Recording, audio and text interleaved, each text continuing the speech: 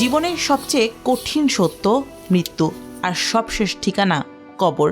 সেই সত্যর সামনে দাঁড়িয়ে আব্দুস শুক্কুর, যিনি পরিচিতি পেয়েছেন কবরস্থানের নীরব পরিবেশে মানুষের সবশেষ সেবক হিসেবে।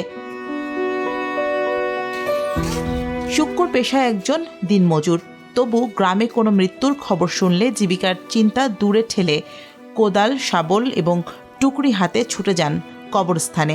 শীত, গ্রীষ্ম, বর্ষা নেই ঝড় তুফান কিংবা প্রতিকূল আবহাওয়ার ভয়, কোনো কিছুই যেন আটকাতে পারে না তাকে। ছোট থেকে দেখতেছি কেউ মারা গেলে যেখানে থাকুক না কেন মোহাম্মদ আব্দুল শুক্কুর উনি যেখানে থাকুক না কেন তাড়াতাড়ি চলে এসে কবর করার কাজ শুরু করে দেন কোনো বিনিময় ছাড়া। উনি এখানে আসে ধরেন 30 বছর যাবৎ যেই মুদ্দর মারা যাক, যেখানে খবর পাক ও শোনার সাথে সাথে কবরস্থানে উপস্থিত হয়।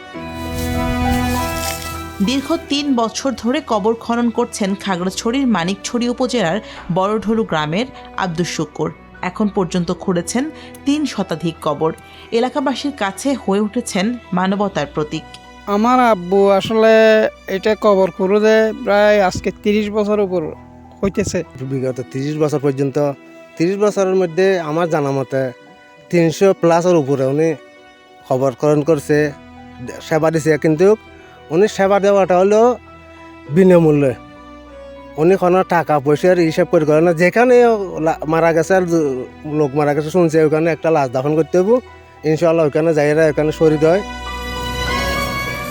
আপন পরের ভেদাভেদ ভুলে নিজ গ্রামের পাশাপাশি প্রতিবেশী অন্যান্য গ্রামেও স্বেচ্ছায় কবর খনন করেন শুক্কুর। শুধু খনন নয়, কবরের পরিচর্যাও যেন তার নেশা। সব তোমার আমার তো সাজগড়ি এগুলো কোনো বিনিময় গিয়া করি, কোনো ডিবেন নেই।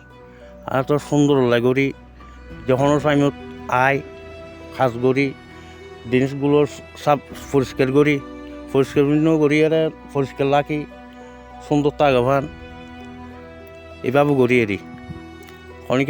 কিন্তু আমরা দিন মজুরি লই না, নিজের স্বার্থ হয়ে গিয়া করি, নিজের বিনিময় সবর কারণে।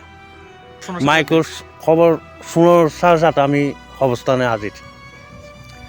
ইয়ার পরবর্তী ফিসেতেই মানুষ আইয়ে এরি, আমি দেখাই দিই, মাপ দিই, এভাবে করো, এভাবে কাজ করো, এই এরি।